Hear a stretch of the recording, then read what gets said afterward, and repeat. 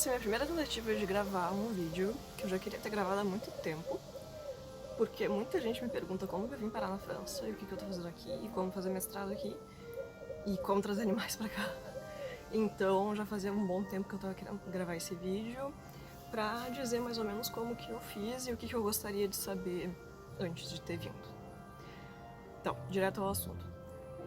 Eu faço mestrado em Direito Ambiental, eu já sou especialista em Direito Ambiental no Brasil e eu trabalho no serviço público com Direito Ambiental também. Então eu não vou entrar em nenhuma particularidade sobre o serviço público, porque acho que não cabe falar sobre esse tipo de detalhe, né? Então eu vou realmente tratar só sobre a parte do mestrado em si, sabendo que eu tenho uma renda e isso pode ser bem importante, então eu estou dizendo isso já de antemão, porque se a pessoa vem sem ter uma renda, vai ter várias partes do procedimento todo que vão ser diferentes para essa pessoa, mas eu vou tentar falar em geral como que funciona se a pessoa tem ou não renda nos momentos em que forem pertinentes tratar disso. Então, a primeira coisa que eu acho que é bem importante de falar é que mestrado na França não é a mesma coisa que mestrado no Brasil, e eu só descobri isso chegando aqui. Então, isso é uma coisa bem importante porque a gente chega pensando que vai viver uma experiência, a gente se planeja para essa experiência e chega e a experiência é totalmente diferente. Então, o que é mestrado no Brasil? Mestrado no Brasil são 2, 3 anos em que a pessoa vai estar em um grupo pequeno, em que a maioria das pessoas já vai ser uma pessoa assim, adulta, né? Então, tu vai participar de seminários, tu vai falar, tu vai te preparar para ser um pesquisador de fato e para fazer pesquisa. Enquanto que na França não é nada disso. Principalmente se tu vai entrar para o M1 ao invés de ir direto para o M2. Então, por que isso importa? Primeiro que, como o nome já diz, na França o mestrado é dividido em M1 e M2.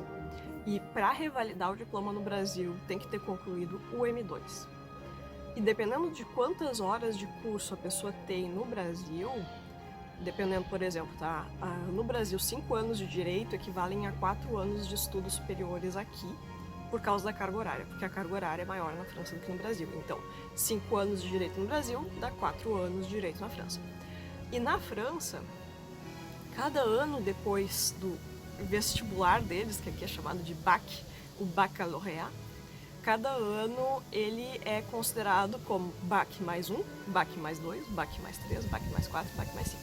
Então, o mestrado M1, vento, temos vento, ok.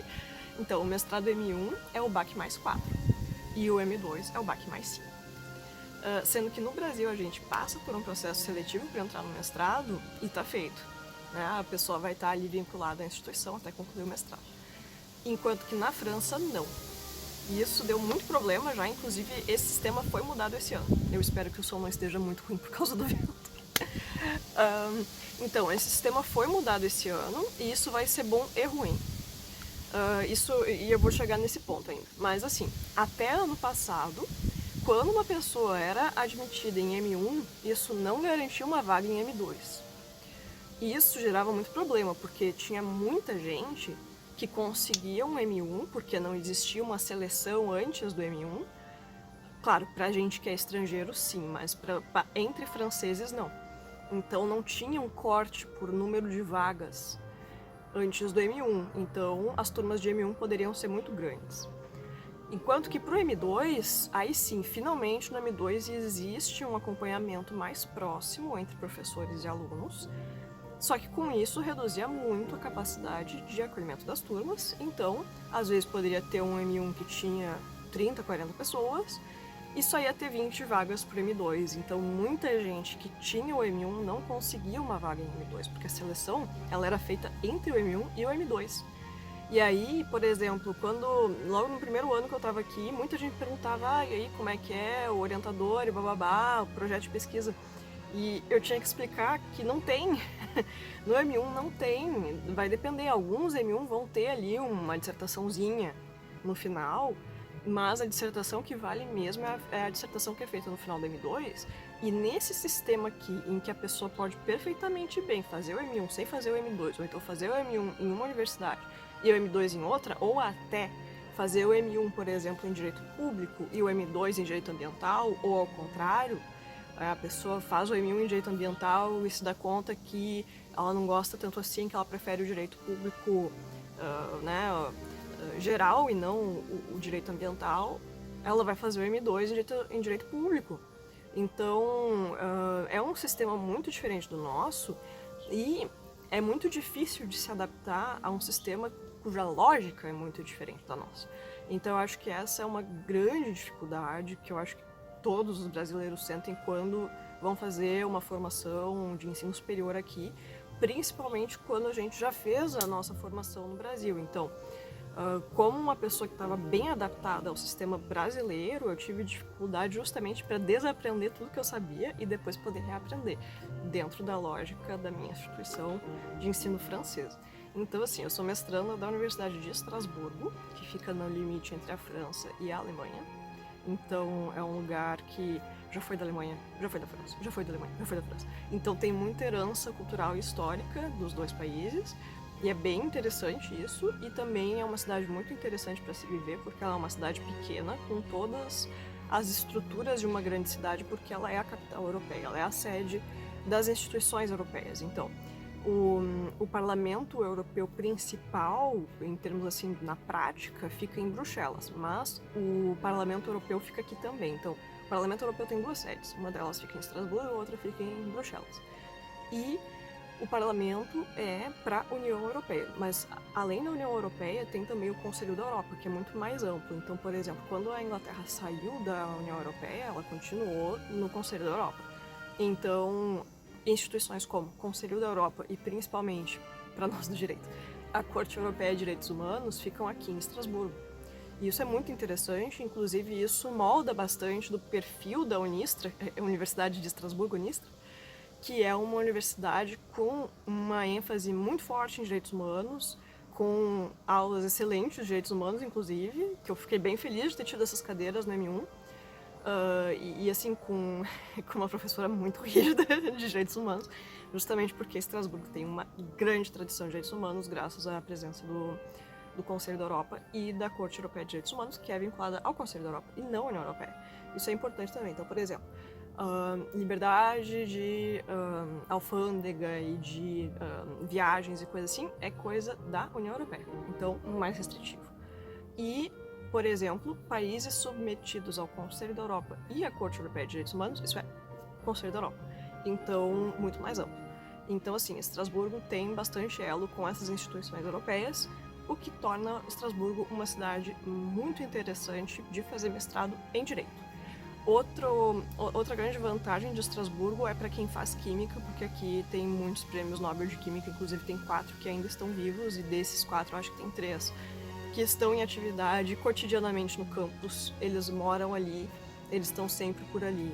Então, se a pessoa faz química, é uma excelente oportunidade de vir fazer o seu mestrado ou o seu doutorado na Universidade de Estrasburgo. Mas, como eu tinha dito, para matérias que são principalmente aquelas que são regionalizadas, como o direito, isso é, as matérias que não são de ciências duras, porque, por exemplo, a física nunca vai mudar de um lugar para o outro, mas o direito sim. Então, tenha em mente que a lógica do direito, a lógica do ensino e do estudo do direito vai ser bem diferente aqui, e venha com a cabeça aberta. Então, que mais? Tempo para preparar o processo todo, normalmente entre 8 meses e 1 ano antes de vir. Vai precisar de bastante documentação, eu vou fazer outro vídeo sobre isso, mas em geral o que eu posso dizer é o seguinte, que mestrado aqui não é o que é no Brasil. Tenha isso em mente, ajuste expectativas, tá? Como eu estava dizendo, no M1 tem muitos alunos. No M2, aí eu ainda não comecei, é o que eu vou começar em setembro, inclusive. Mas assim, no M1, pensa no M1, no direito, como um último ano de faculdade em que tu tem mais liberdade para escolher quais cadeiras tu vai fazer, mas não muito mais liberdade. Então assim, tu vai ter aula em anfiteatro, com 200 colegas, 300 colegas. Por quê? Então vamos... Isso, de novo, isso vai começar a mudar agora que o sistema mudou, porque o sistema dava muito problema. Tinha muita reclamação de gente que tinha o M1 e não tinha o M2. E aí depois não conseguia emprego. Porque realmente, o sistema brasileiro, ele é muito restritivo para entrar na universidade. Mas depois que tu entra, tu tá dentro. O sistema francês não é assim. O sistema francês, inclusive, é uma coisa que até criticam um pouco, assim, porque como não existe seleção para entrar na universidade, isso é, o acesso é público, livre e ilimitado à universidade. Então, a pessoa vai querer fazer um bacharelado, que aqui é chamado de licence, e que aqui dura 3 anos, vai ter muitos colegas, mas assim, muitos colegas. E a pessoa vai fazer depois o M1, como era no sistema antigo, e também vai ter muitos colegas. Como eu disse, a aula de Direitos Humanos eu tinha 300 colegas. Era um anfiteatro do tamanho de um prédio, era um prédio só com um anfiteatro. E o que acontecia? Como é que se faz um acompanhamento desses alunos? Pergunta importante, em uma turma de 300, como que se faz para manter a qualidade de avaliação ao longo do semestre, sem ser de uma forma muito desumanizada e sem ser de uma forma muito industrializada, né? Quase que uma produção fordista de mestrandos. Como que funciona? Para algumas cadeiras, e isso vai depender de qual filière que tu escolhe no mestrado. Então, por exemplo, para quem vai fazer, digamos, direito notarial, tem ali algumas cadeiras que a pessoa tem que fazer. Quem vai fazer direito ambiental são outras. Quem vai fazer direito penal são outras. Então, dependendo da tua filière, isso é, dependendo de qual ramo do direito que tu vai estudar, tu vai ter ali algumas cadeiras. E na hora da tua matrícula, que é outra coisa que quando eu cheguei eu me embananei muito, porque eu não sabia como é que funcionava, que é muito diferente do Brasil, a matrícula é feita depois de uma semana inteira de aulas. E aí quando eu cheguei e eu vi que a matrícula era até um determinado dia, eu pensei, ok, as aulas vão começar na outra semana. Eu pensei, nossa, que estranho, tipo, ninguém me disse que dia que as aulas começam. Porque eu só tinha ali o anúncio de que dia até que dia que ia a matrícula. Eu pensei, ok, deve ser na segunda-feira seguinte. Não! O que acontece é o seguinte, aqui, pra fazer a matrícula, é durante a primeira semana de aula inteira, né? Então tem ali de segunda até sexta pra fazer a tua matrícula, e tu tem um papel, né? Tu tem ali um papelzinho, e nesse papelzinho tem ali a lista das cadeiras que tu deve fazer e que tu pode escolher ou não fazer. Então, tu vai ter, pelo menos pra mim era assim, né? Era 4 unidades de ensino, que eu só fui entender depois o que era. Cada uma tem um coeficiente de cálculo para média final diferente também. E nessas 4, tu vai ter, em primeiro lugar, o coeficiente máximo, que é matérias de profundidade, de estudo aprofundado. Então, essas tu tem que escolher 2 entre 3. Pelo menos foi assim para mim, não necessariamente vai ser em outro curso. Então, tem 3 opções. Das 3, que são consideradas as mais importantes para o teu ramo do direito, tu vai escolher 2 e vai descartar 1. E aí, no meu caso, direito ambiental, no primeiro semestre não tinha direito ambiental, nenhuma cadeira de direito ambiental. Nada. Isso, inclusive, gerou bastante indignação entre os meus colegas e mim mesma, inclusive. E aí, como é que funciona? Eu tinha 3 opções. Era proteção internacional de direitos humanos, que eu escolhi, era direito público econômico, que eu também escolhi essa, e a outra era direito internacional privado. E aí, ok, escolhe 2. Né? Como eu tenho um perfil mais publicista, eu escolhi as 2 cadeiras de cunho mais publicista. E aí depois, tu tem ali as matérias de estudo, digamos assim, normal, que não é nem aprofundado e nem de abertura, como eles chamam, né? Então tem ali as cadeiras, né? Tipo assim, vamos colocar assim, as cadeiras normais. E essas, tu também tem ali um certo coeficiente, e aí tu tem as opções. E eu não sabia que diferença que elas faziam. Não sabia nada quando eu me inscrevi, inclusive me inscrevi totalmente no escuro, porque eu não sabia de nada. Ninguém tinha me explicado nada, e quando tu tenta perguntar, as pessoas supõem que tu já sabe e não te explicam nada direito. E aí depois, só que depois tu faz um erro que tu vai dizer, nossa, por que aconteceu isso? E a pessoa vai te dizer, Porque tal coisa, horas, isso é meio óbvio. E aí eu vou dizer, mas eu te perguntei antes e tu não me disse nada. E aí a pessoa vai dizer, eu supus que tu já sabia. Pois é, né? Mas é por isso que eu tava perguntando. Então, assim, feito parênteses, quando for perguntar alguma coisa pra um francês, deixa muito claro que tu não sabe de nada. Porque senão ele vai supor que tu sabe. E ele não vai te responder direito. Não por maldade, mas por supor que tu já sabe. Então, ele vai dar uma resposta meio genérica, porque ele vai supor que tu já sabe, porque na cabeça dele isso é muito óbvio. Então, tem que ter paciência para essas coisas e tem que comunicar muito claramente que o sistema é completamente diferente no Brasil. Então, ok, eu me deparei com aquele papel e eu não sabia o que significava nada daquilo, eu só pensei, ok, eu vou marcar as que eu considero mais importantes, né?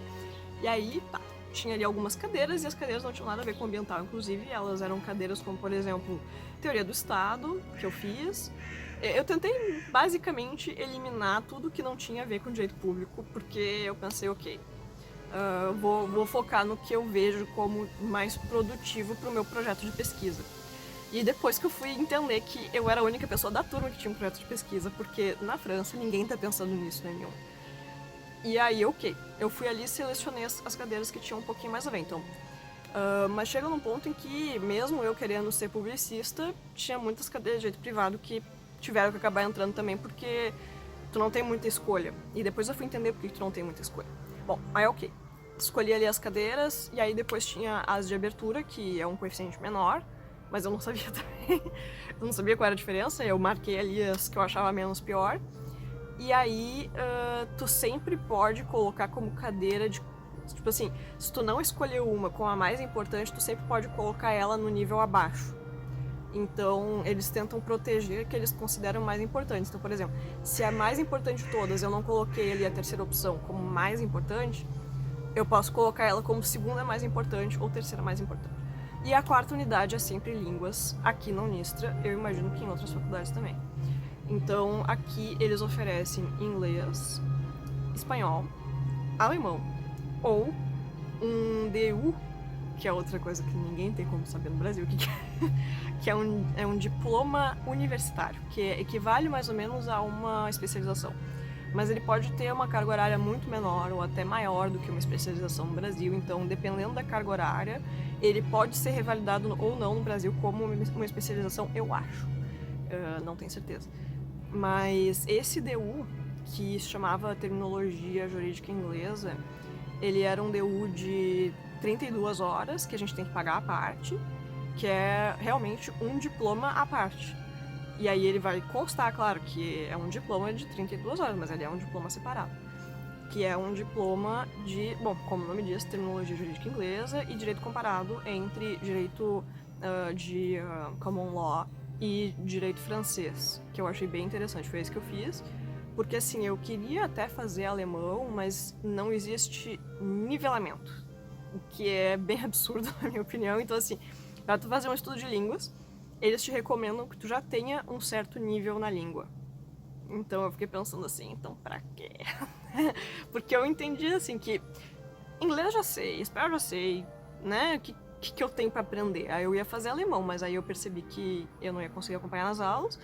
E aí eu vi essa opção e eu acabei fazendo terminologia jurídica inglesa. Eu achei que foi uma opção muito boa, porque era uma cadeira realmente de tradução jurídica e direito comparado. Então foi bem interessante. Foi uma forma de transformar a cadeira de línguas em algo mais jurídico. Então, ok. Então, tinha essas 4 unidades. E no segundo semestre também. E outra coisa que é fantástica é que a gente se inscreve pro segundo semestre, a gente escolhe as cadeiras do segundo semestre junto com o primeiro, sem saber nada. Totalmente no escuro. Então, assim, fazer mestrado na França é prepare-se para fazer muitas escolhas sem saber o que tu tá escolhendo. E que ninguém vai te explicar. Mas com o tempo tu começa a aprender no que prestar atenção para conseguir fazer essas escolhas. E é por isso que eu tô fazendo esse vídeo. E eu vou fazer outros ainda pelo mesmo motivo, que é eu vou alertar os aspectos específicos que são difíceis para nós brasileiros. Então, depois do que eu fui descobrir como é que funciona essa matrícula maluca. Na verdade, a gente não precisa validar todas as cadeiras do mestrado. Isso é uma coisa bem doida e que depois, conversando com brasileiros, conversando com outras pessoas, é que eu fui entender. A gente não precisa validar todas as cadeiras. No Brasil, a gente não consegue validar o curso sem ter validado os créditos. Só que aqui, para validar o crédito, tu precisa validar a unidade, ou então o semestre. E se a gente fica, por exemplo, em recuperação em uma, mas que a nossa média geral é superior a 10, lembrando que aqui a nota máxima é 20, tá? Então 10 é 5 para padrões brasileiros, a média ficando acima de 10, que é a média, né? Não é a nota máxima, é a média, não precisa sequer fazer recuperação, validou os créditos.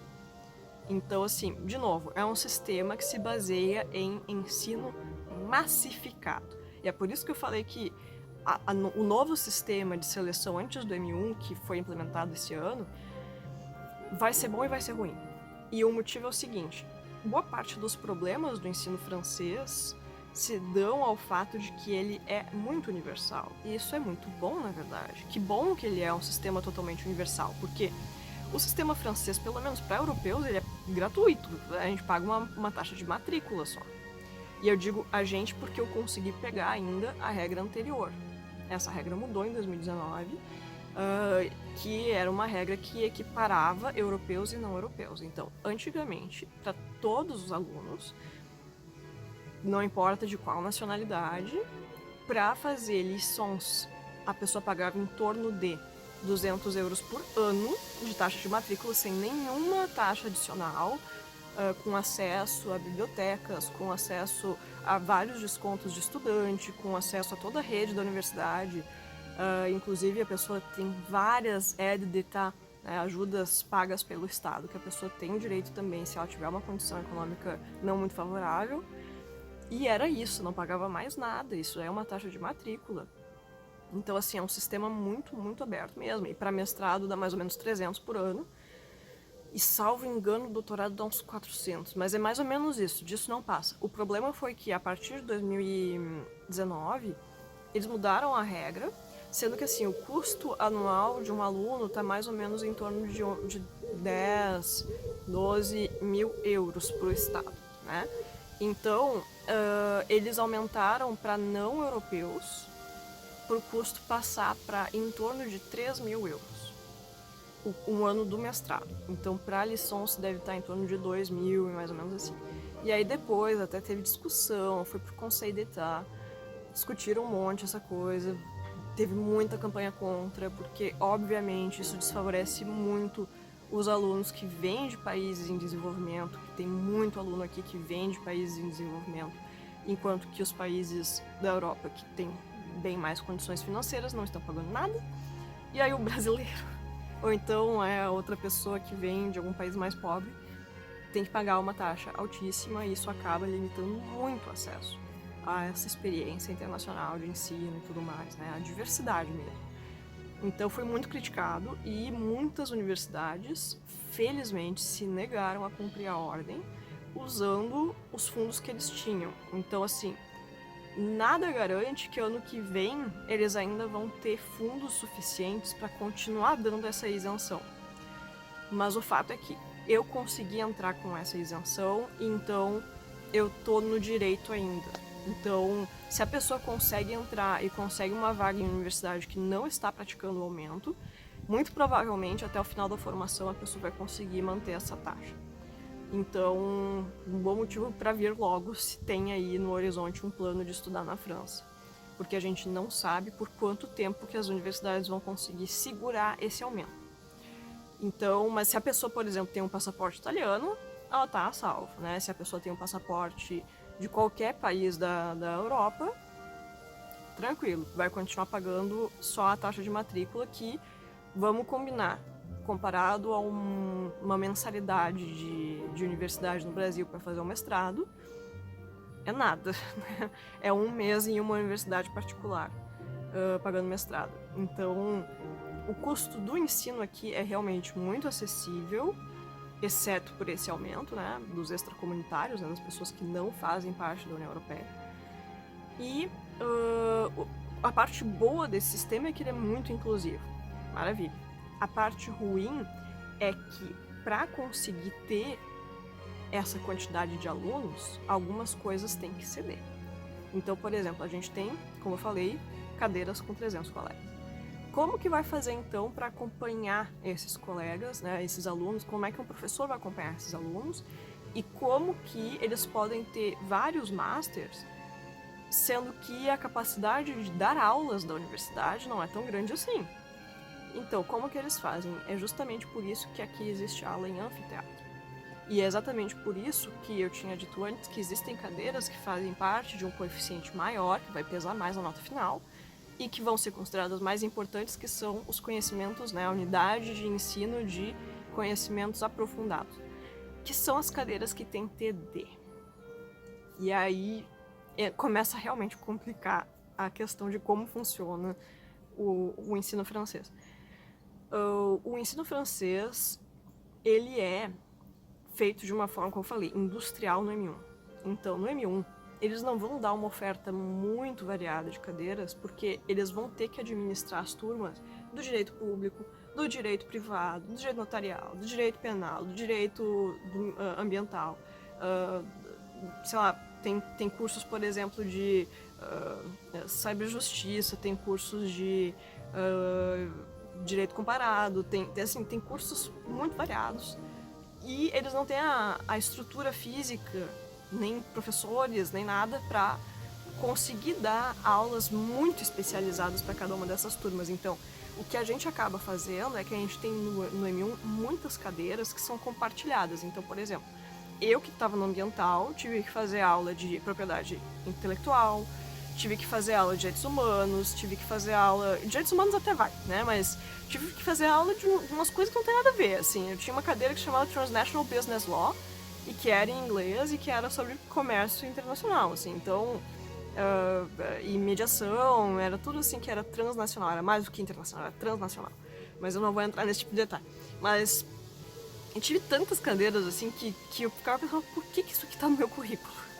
E é justamente por isso, é porque no M1 eles não têm estrutura para especializar tanto as aulas. E tu vai ter colegas do mestrado Direitos Humanos, do mestrado não sei o que, do mestrado não sei o que. A diferença vai ser que, por exemplo, tá? Se eu faço uma cadeira de Direito Penal, eu não vou ter TD dessa cadeira. Essa cadeira não vai ser coeficiente máximo para mim. Essa cadeira vai ser uma daquelas mais secundárias.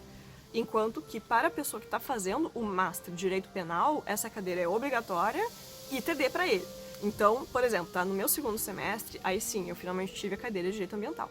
E para mim ela era obrigatória como TD em nível máximo de importância, né? Conhecimentos aprofundados.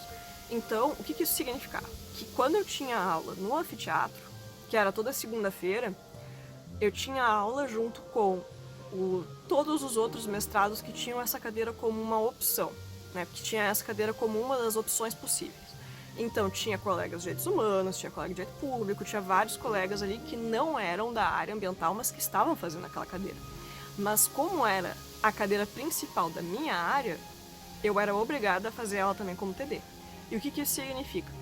Que na quarta-feira eu tinha uma aula de 1h30, só com os colegas da turma de ambiental, então 20 pessoas, 20 e poucas, e nessas cadeiras de TD, que se chama TD porque é Travaux Dirigés, isso é tipo assim, trabalhos acompanhados, trabalhos dirigidos, mas eu prefiro dizer que são estudos dirigidos, né, ou então estudos acompanhados, porque aqui estudar, eles usam o verbo trabalhar, né, porque aqui ser estudante é profissão, diferente do Brasil, e aqui ninguém trabalha junto, ou quase ninguém trabalha junto com os estudos, né. Então, a lógica, a mentalidade, a valorização do estudo é muito diferente, mas isso é assunto para outro vídeo. Então, pensa não como trabalhos dirigidos, como sendo só trabalhos, mas pensa mais como estudos dirigidos. Porque o que vai ser essa cadeira de estudos dirigidos?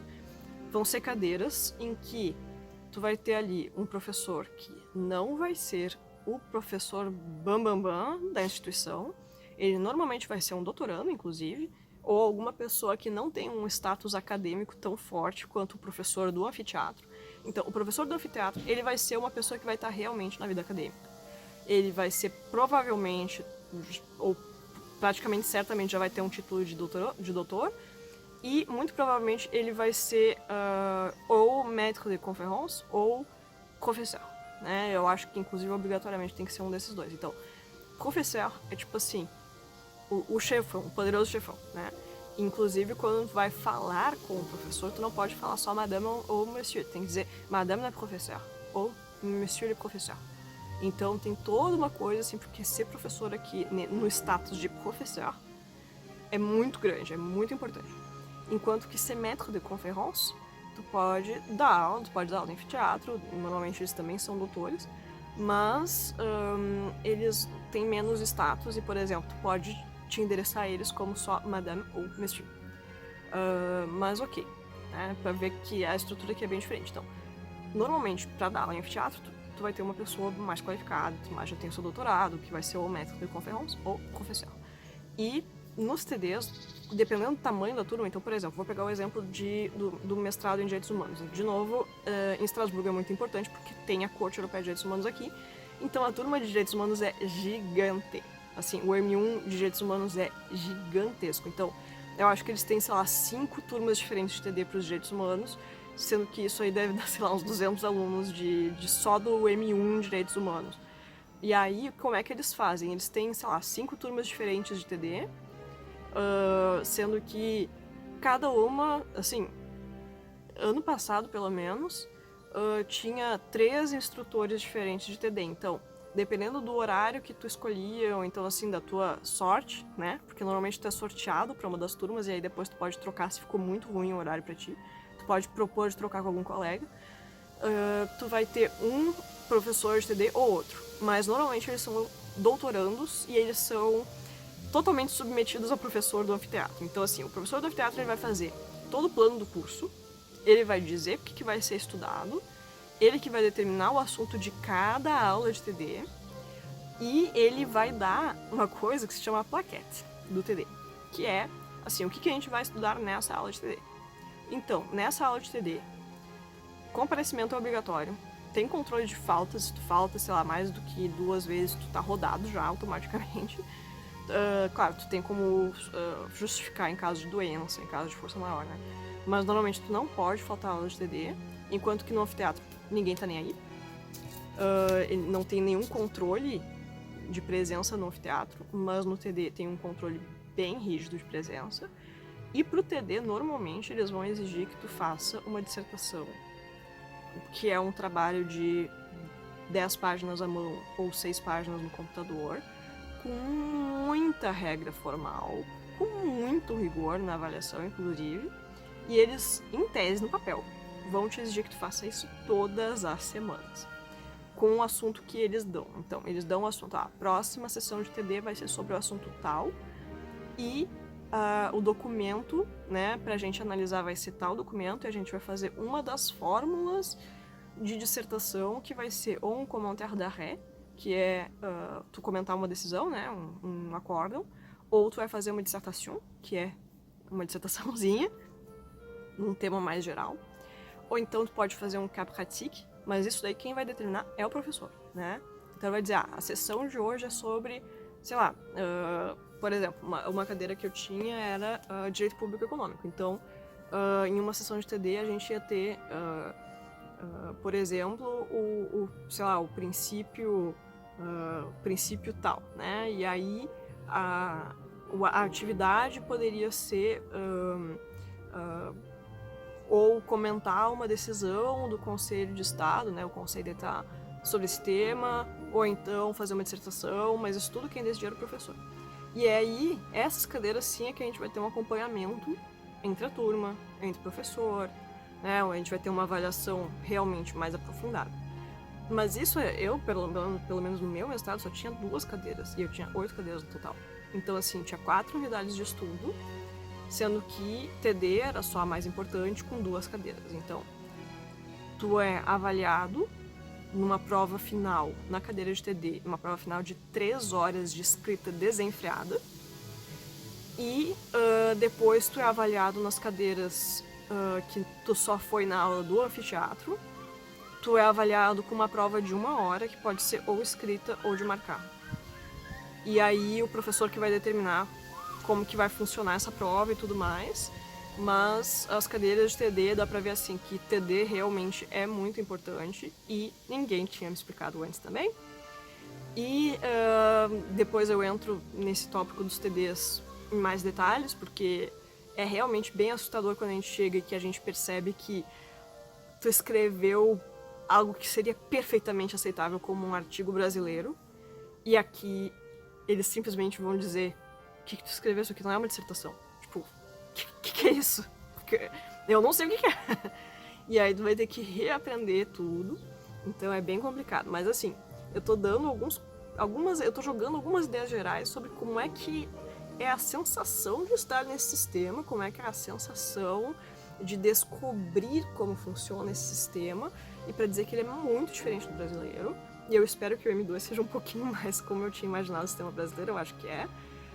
Pelo menos agora eu tô mais informada sobre essas coisas, mas assim, a experiência é fantástica, mas venha preparado para surpresas, porque, assim, esquece tudo que tu sabe. Basicamente, não sobre direito, claro, né, mas sobre funcionamento da academia, da vida acadêmica. Assim, joga tudo assim, ó, bota numa gavetinha, deixa pro Brasil, né? Deixa lá no Brasil. Então, assim, ó, na hora de vir fazer um mestrado em áreas de humanas, assim, deixa todos os conceitos guardadinhos lá no Brasil e vem de cabeça totalmente aberta. Esse vídeo acabou ficando longo, estamos aí com 36 minutos já, mas é para dar algumas impressões, né? Eu ainda vou contar sobre como que foi o meu procedimento todo para lia, que eu acho que isso é bem útil também, porque eu me lembro que na minha época eu ficava assim, eu lia e relia aqueles poucos posts de blogs que explicavam como é que funcionava o Campus Cons, e eu vou falar sobre isso eventualmente, até porque muita gente me pergunta, mas eu acho que eu consegui passar um pouquinho das surpresas, assim, dessa sensação de surpresa que é ver que tem um sistema que é muito diferente, e também eu tentei explicar por que ele é tão diferente, né? Que tem muito a ver com essa questão de universidade pública, aberta, que não coloca tantas barreiras para admitir as pessoas dentro do ensino superior, e que isso tem as suas vantagens, mas isso também tem as suas complicações. E tentei dar aqui um panorama de um pouquinho do como e do porquê o sistema francês é tão diferente do brasileiro. Até a próxima.